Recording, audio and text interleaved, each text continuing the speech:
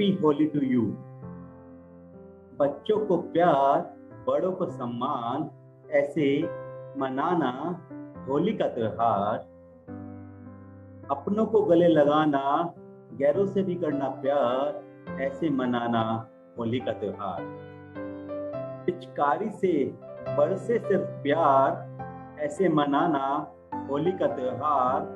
तो गुलाल और रंग लेकर हो जाओ तैयार, ऐसे मनाना होली का त्योहार। बच्चों को प्यार और बड़ों को सम्मान, ऐसे मनाना होली का त्योहार। दोस्तों, हम होली का त्योहार और बहुत सारे त्योहार मनाते हैं, तो क्या हम उनके बारे में जानते हैं कि ये त्योहार क्यों मनाया जाता है?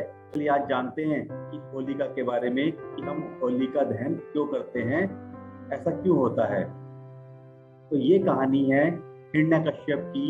एक राजा था हिरण्यकश्यप, और हिरण्यकश्यप क्या था, बेसिकली उसको एक वरदान प्राप्त था ब्रह्मा जी के थ्रू, कि वो ना तो दिन में मर सकता है, ना रात में मर सकता है, ना घर के अंदर मर सकता है, ना घर के बाहर मर सकता है, ना किसी अस्त्र से मर सकता है, ना किसी अस्त्र से मर सकता है, कोई मनुष्य उसे मार सकता है, और ना ही उसे कोई जानवर मार सकता है, और ना वो धरती पे मरेगा और ना ही वो आकाश पे मरेगा।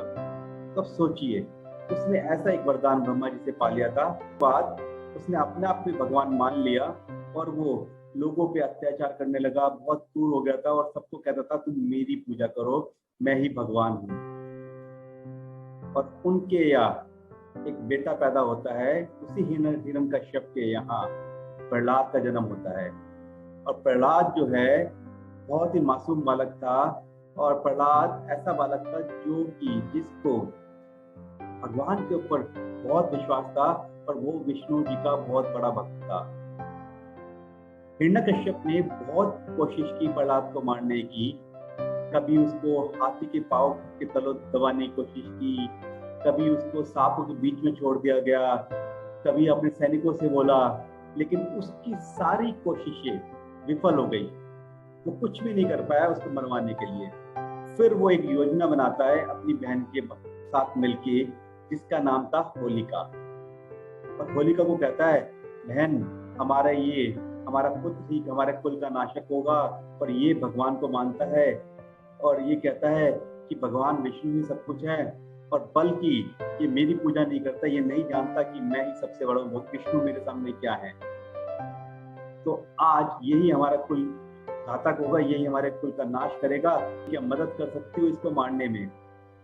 तो होलिका के पास भी एक ऐसी चादर थी जिसको अग्नि जला नहीं सकती थी।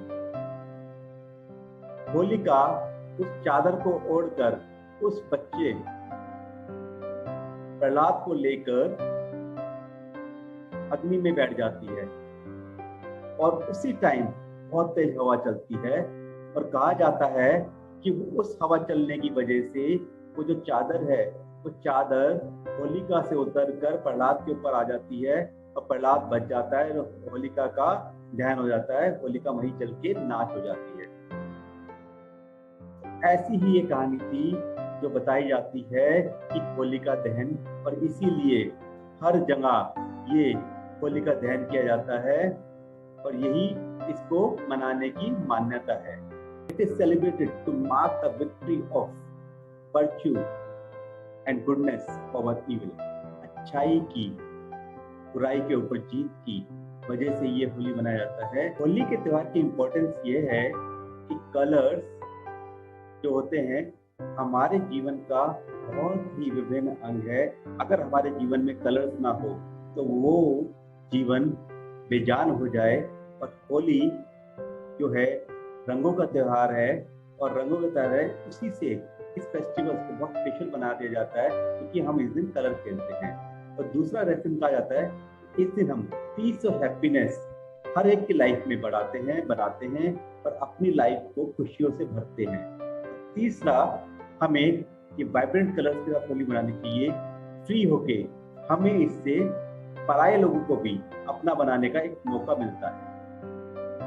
आपको अगर ये स्टोरी अच्छी लगी हो और हमारे आप मनोबल को अगर बढ़ाना चाहते हैं, तो आप लाइक और शेयर कर सकते हैं। हिरण्यकश्यप की कहानी जानने के लिए कल आप हमारी एक और स्टोरी सुन सकते हैं कि हिरण्यकश्यप की मौत कैसे हुई।